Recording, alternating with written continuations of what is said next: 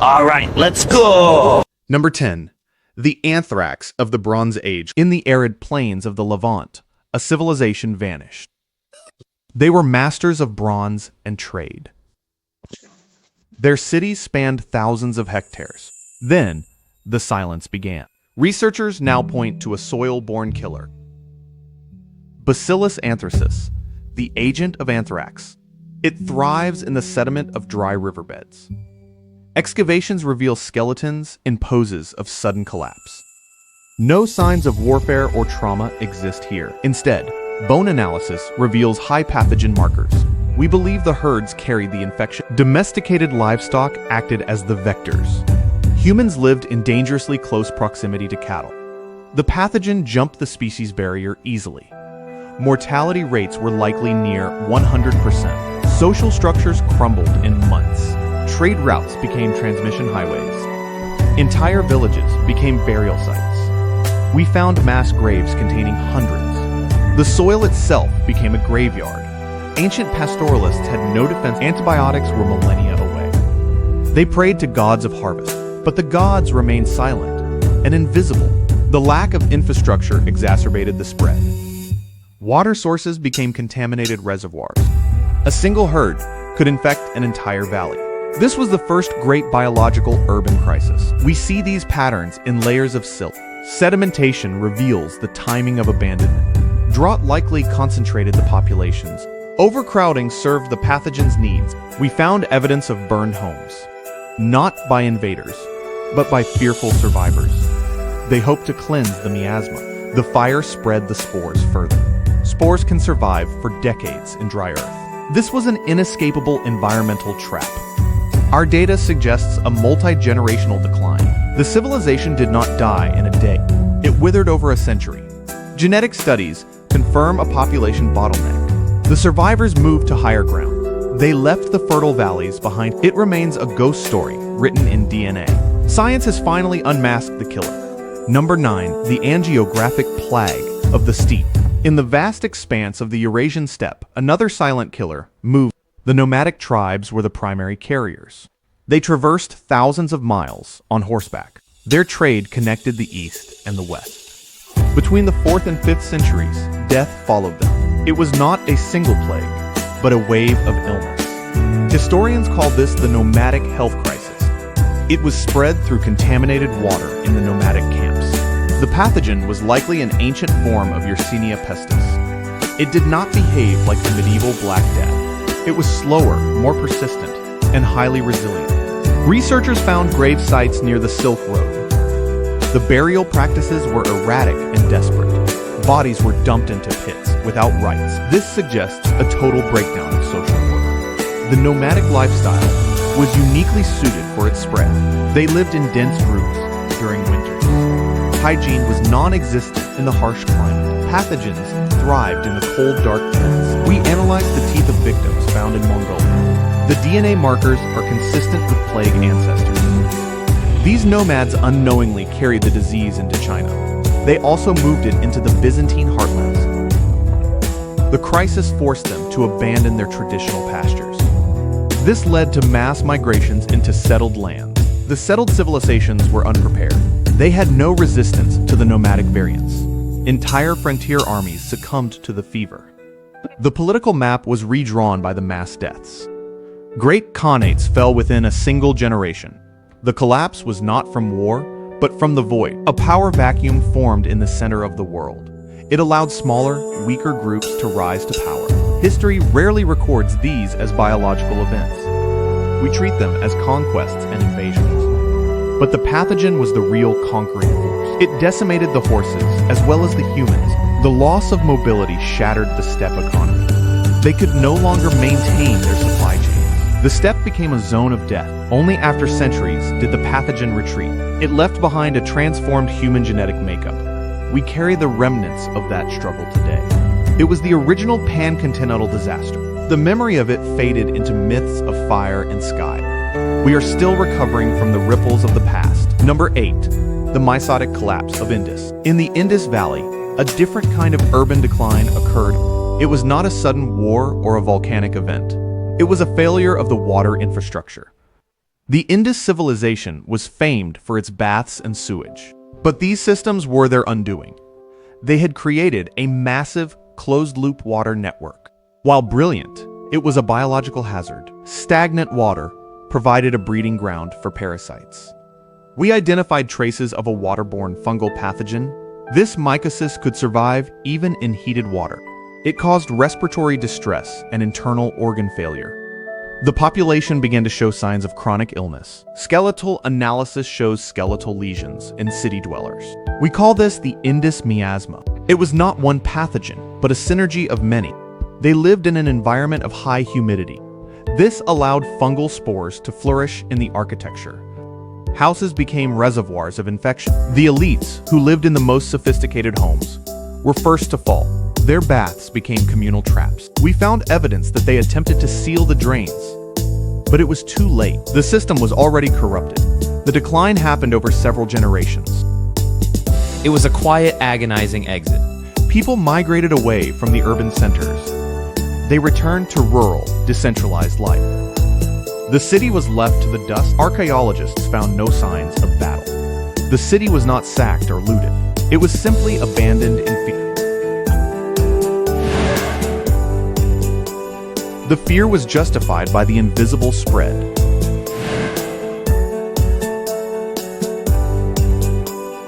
Today, we understand that water infrastructure requires constant maintenance. The Indus people failed because they could not treat the water.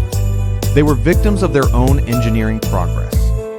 The legacy of their failure remains in the bricks. We find the same fungal signatures in the ground. It serves as a warning of urban complexity. Technology, without prevention, is a death trap. Their story is a reminder of the fragility of urban life. We must learn from the dust of the Indus. History records the triumph of nature. Water, once a source of life, became the source of an ending. The silence of their streets still haunts the modern world. Progress is not guaranteed. Number 7. The tropical fever of the Mayan frontier.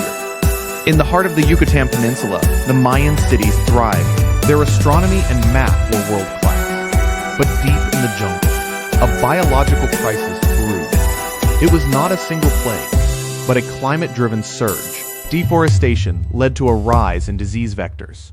Mosquitoes migrated closer to the stone temples. They brought a hemorrhagic fever with them. We found high levels of toxic silt in the reservoirs. This silt contained evidence of mosquito-borne pathogens. The fever was fast and brutal. Survivors described the panic as the burning of the blood. We know this now as an ancient form of viral encephalitis. The symptoms include high fever, confusion, and total exhaustion. It wiped out the labor class first. Without the labor, the irrigation systems failed. This led to food shortages and mass starvation. The jungle reclaimed the cities in under a decade. We analyzed the teeth of victims in sacrificial cenotes. They were not all ritualistic deaths. Many were burials of the sick. The timing matches a period of extreme long-term drought. The drought concentrated the mosquitoes at the water source. It turned the primary water source into a viral trap. The elite class retreated to protected inner sanctums, but the disease eventually breached those walls. By the time the collapse was complete, the civilization had vanished. The oral traditions speak of spirits from the trees. We interpret these spirits as the insects. The complexity of the Mayan urban system was its downfall. They needed thousands of workers to maintain the temple. Without that labor, the environment returned to the wild. It was a rapid, cascading environmental and biological failure. Even today, the jungle hides their suffering. Every stone carries the memory of that fever. Their collapse is a testament to the power of nature. We ignore the jungle at our own risk. The disease is still present in the region. We call it an endemic threat today. Their science could not explain the unseen. They sacrificed to the gods, but the gods did not answer. The fever left only the ruins we study today. Nature always balances the scale in the end. The Mayan legacy reminds us of human fragility. We are not masters of the earth. The trees remember the burning of the blood. Number 6. The silent emphysema of the high Andes. In the thin air of the Andes, another civilization thrived. They were the masters of mountain agriculture, but the height that protected them was also their prison. The air at these altitudes is poor in oxygen. This put the inhabitants under chronic physiological stress. We discovered that a specific lung pathogen thrived here. It was a bacteria that caused chronic emphysema like lung scarring. The people could not catch their breath, even at rest. We found skeletal evidence of severe pulmonary lesions. This wasn't just a seasonal infection, it was a lifestyle-induced epidemic. The pathogen was likely carried in the dust of their mountain roads. Every breath taken in the city was a risk. The labor of farming became impossible as lungs failed. Entire terraces were left unharvested. The children suffered the worst, showing stunted growth. The city was slowly suffocating as a population. We call this the Andean suffocation. It was not a sudden war, but a slow decay. The population could not sustain its high altitude density. They started descending toward the valleys, but the lower altitudes brought different diseases. Their lungs were not adapted to those pathogens either. They were caught between two biological traps. The civilization withered within a century. Archaeologists found homes filled with perfectly preserved tools. No one returned to claim them. It was a migration of the dying. The high-altitude environment remains dangerous for the pathogen. It exists in the soil of the ancient ruins. We must take extreme care when excavating these sites. The pathogen is resilient to modern cold. We learn from them that environment defines our biological limits. Their collapse was an invisible breath-stealing event. Their story is a tragedy of adaptation. The gods of the mountains did not save them. They remain frozen in time in the cold, thin air. History is written in the bones of those who struggle to breathe. The thin air remembers every gasp. We study them to understand our own vulnerabilities. Survival is a race against adaptation. The mountain waits for our next breath. Their ghost towns echo with a silent gasp. Fragility is the nature of existence. The cold wind cleanses everything. Number 5. The NEUROTOXIC plague of the Pacific Isles. In the remote islands of the Pacific, a civilization was built on the bounty of the reef. They thrived for centuries in total isolation. Then, the silence descended. It was not a fever or a plague in the traditional sense. It was a neurotoxic collapse. The reef, their primary food source, became poisoned. A specific bloom of toxic algae began to grow. This toxin accumulated in the reef fish they harvested daily. The neurotoxin caused tremors, loss of motor control, and hallucinations. The population began to act erratically. Social order dissolved as leaders suffered from cognitive decline. We found evidence in skeletal records of extreme neurological wear. Their burial sites were chaotic, located in places of intense trauma. They believed the sea god had become angry. They sacrificed their strongest in hopes of relief. But the more they fished the reef, the more they suffered. The entire island population was eventually lost to a cycle of poison. No one was left to tell the story. Archaeologists found fish bones mixed with human remains in their houses. This was a slow-motion poisoning of an entire culture. The toxin survived even when they stopped fishing. It lingered in the environment for decades. It was an environmental trap they could not foresee. We find the same neurotoxin signature in the sediment. It serves as a reminder of our reliance on natural systems. When the sea changes, we change with it. Their collapse remains one of the most haunting stories in history. They did not die of war, but of hunger and madness. Their ghosts are the waves hitting the reef today. We look at the Pacific and see paradise.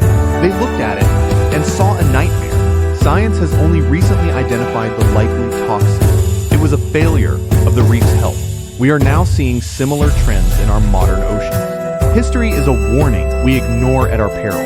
The island, silent and empty, waiting for the reef to heal. Nature holds the memory of all things. We must listen to the ocean's silent warnings.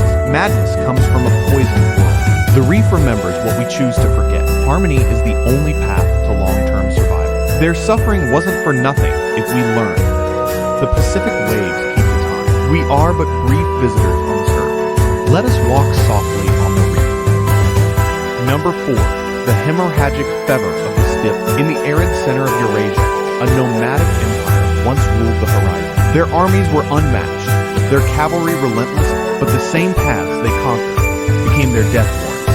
An outbreak of hemorrhagic fever swept through their supply routes. It was likely a variant of a hantavirus. Rodents carrying the virus moved along the trade route. The nomads, living in close quarters, were infected instantly. The symptoms were rapid: high fever, severe hemorrhaging, and death within days. There was no cure, only prayer. The nomadic culture had no concept of quarantine. They moved and they brought the fever with them. The empire fragmented as the ruling class perished. What was once a unified state became a series of isolated, dying encampments. Researchers found mass burial mounds along ancient trade roads. These mounds show no signs of trauma, only the traces of a viral disaster. The population dropped by nearly 70% in a generation. The vast grasslands went silent as the people vanished. It changed the history of world trade forever. The empire could no longer defend its borders. Regional powers swept in, not to fight, but to occupy the ruins. It was a biological decapitation of an entire civilization. The nomads were masters of their environment, but not of the microscopic world. We found their stories in the oral traditions of neighboring groups. They spoke of a breath that killed. The virus left no ruins, only a change in the land. The nomadic lifestyle was forever altered. They had to abandon the old routes. They had to find new, safer paths. The tragedy forced them into a new way of life. The virus is still there, waiting in the soil and the rodents. It is a constant shadow on the steppe. We are only now identifying the ancient strains in the DNA. It is a story of how a small entity can topple a giant. The empire of the plains became the ghost of the plains. We look at their history and see only war, but the true victor was the fever. Nature always dictates the limits of our reach. Their memory lives on in the wind and the grass. Adaptation is the key to life on the plains. Science unlocks the secrets of the past. The steppe is ancient, and we are temporary. Life goes on after the fever passes. Every empire leaves a mark. Let us learn from those who fell to the unseen. The path forward is always in the stars. We move on, tempered by the path. Number 3, the bacterial collapse of the Mississippi. In the great river valley of North America, a city rose. It was the largest north of Mexico. Cahokia was an engineering marvel of mounds and plazas, but the city was a victim of its own geography. They built their homes on the floodplains for access to the water. This was their greatest strength, but also their biological undoing. A series of massive floods contaminated their wells. We found evidence of a massive waterborne pathogen surge. It was likely a virulent strain of Salmonella, or similar bacterial agent. It spread through their shared water infrastructure. Children were the first to die, identified by stress markers on their teeth. The city had no way to treat the water. Mortality rates were staggering. We see the decline in the construction of their mounds. Buildings stalled as the workforce collapsed. The elites tried to maintain control, but their power was tied to the food supply. When the crops failed due to the floods, the city turned on itself. It was a societal breakdown driven by biological reality. We call this the Mississippi Great Sickening. Archaeologists see the city's abandonment as a planned retreat. It was not a sudden war, but a fear-driven exit. They fled the city, hoping the disease would be left behind. They moved to smaller, more spread-out settlements. The city of thousands became a ghost town of grass and mud. They left their great monuments to time. No oral tradition survives from them. We are left only with the skeletal record of their struggles. The data confirms their rapid demise. Today, we know the power of waterborne pathogens. Cahokia remains a warning about urban density and sanitation. The Mississippi still flows, hiding the ruins of their tragedy. We are just beginning to understand the complexity of their fall. Their city was the first of its kind, and the first to suffer the consequences of such growth. It is a story of human ambition versus the realities of the earth. Nature always balances the ledger. The river carries their silence. Archaeology is the art of memory. Their collapse was inevitable without knowledge. They were a people of vision, caught in a trap. Their legacy lives in the earth. They piled high. Knowledge is our only protection. The river reminds us of our own fragility. They are the ancestors of a lesson learned. May we grow with wisdom. The mounds remain as a test. Number 2, the SYPHILIS of the Roman frontier.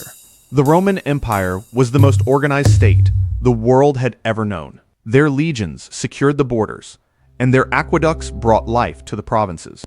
But in 249 AD, something arrived that no sword could fight. It started on the frontier, where armies moved through foreign, damp lands. A strange infection, marked by weeping sores and uncontrollable shivering, tore through the ranks. We believe this was an ancient strain of syphilis-like spirochaete, or a viral pox. It caused rapid gangrene in the extremities. Emperor Augustus was one of the early high-profile casualties. The soldiers brought it back to the capital in Rome. It turned the city into a hospice. Daily thousands perished, filling the streets with the smell of decay. The government completely collapsed. Tax rolls from this period are missing because there were no tax collectors left. The demographic collapse was so severe that the empire was permanently weakened. It created the political chaos of the 3rd century. It was a biological decapitation of an entire civilization's leadership. Historians now see this period not as a failure of policy, but as a failure of health. They had no idea why it happened. They blamed gods but the culprit was an invisible pathogen. We find its legacy in the mass graves of Roman soldiers. Their bones show signs of systemic infection that lasted for decades. It changed the very fabric of Roman life. The architecture became more modest. The trade slowed, and the people became fearful. The once great empire was brought to its knees by the unseen. Their tragedy is a stark lesson in fragility. Today, we have medicine to treat these infections, but for the Romans, it was the end of their golden age. The silence in the archives is the loudest witness to their loss.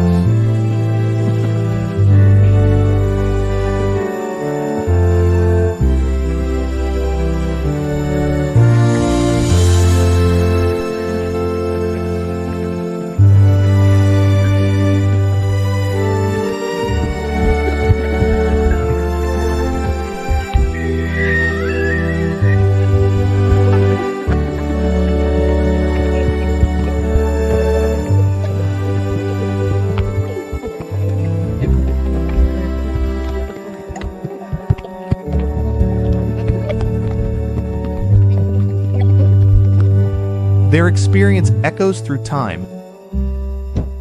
Power is nothing against the microscopic. History is a graveyard of those who didn't know. We are still writing the same history. The Roman spirit suffered, but the people survived. Rome taught us how to govern and how to fall. The pathogen was a turning point. We must never forget the cost of ignorance. Their ruins remain our greatest teacher. Civilizations are as fragile as the lives within them. The plague of the 3rd century changed everything. Science is the light in the dark archive. We learn to see what they could not. They were the masters of everything except the invisible. Their story continues in our own. The dust of history holds all the secrets. Number 1, the Salmonella apocalypse of 1545. In the shadow of the fallen Aztec Empire, a horror began. It was 1545. The Spanish conquerors had won, but they had unleashed something unintended. A fever broke out, unlike anything recorded. The indigenous people called it the Cocolizli. It killed millions in a cycle of suffering. Symptoms were horrific, bleeding from the eyes, nose, and mouth. The skin turned black as the organs shut down. The Spanish priests could not name it, and their doctors had no treatment. It destroyed nearly 90% of the population. We now know the killer, thanks to DNA, Salmonella enterica, a strain of enteric fever. It was a bacteria that should have been treatable, but in a population with no prior immunity, it became a monster. The environment was ripe for it. Mass migration, malnutrition, and contaminated water. It was the deadliest epidemic in human history. The gap between what the bacteria is now and what it was then is the mystery. It changed the demographic face of a continent overnight. Historians often overlook it in favor of conquest, but it was the plague that ensured the Spanish victory was absolute. It turned the survivors into ghosts of a lost world. The colonial accounts are sparse and full of dread. Indigenous records are tragic, poetic, and raw. They describe a world that simply ended. No war killed more in so short a time. Today, we understand the pathogen well, but we struggle to grasp the sheer scale of the despair. It wasn't just a loss of life. It was the loss of a whole reality. We found their victims in mass graves, still huddled together. Their legacy is a reminder of our vulnerability. The bacteria is still with us, a ghost of its former self. But in 1545, it was the apocalypse. We remember them to understand our own fragile health. History is a mirror of our future. They suffered so we might survive. Let us never forget their names. The earth holds the memories of all. Their silent voices still echo. Survival is a duty to the past. We are the keepers of their stories. A world ended, but life persists. The cycle continues without end. Let wisdom guide our path. They rest now in the silence of memory. We move forward carrying their lessons. The past is our foundation.